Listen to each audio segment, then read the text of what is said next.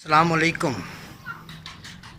मैं इस वक्त लाल हवेली 329 ईबी बूरेवाला में मौजूद हूँ। इसका असल नाम लाल हवेली मित्रां दी, मित्र कहते हैं दोस्तों को। बहुत मशहूर जगह है। इसके चीफ ऑर्गेनाइज़र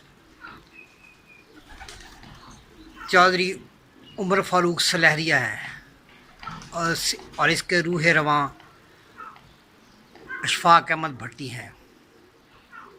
ये बहुत खूबसूरत जगह है, बहुत आला किस्म का शौक़ है। बहुत दूर दूर से लोग खींचे चले आते हैं लाल हवेली की तरफ। और ये देखिए उसका पूरा व्यू, ये हर तरफ खूबसूरत मंजर है लाल हवेली का।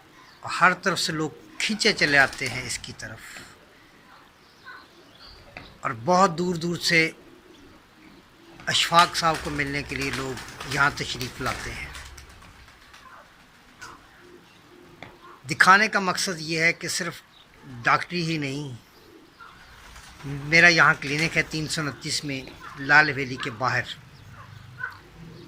और यहाँ आना जाना रहता है। बड़े अच्छे लोग हैं।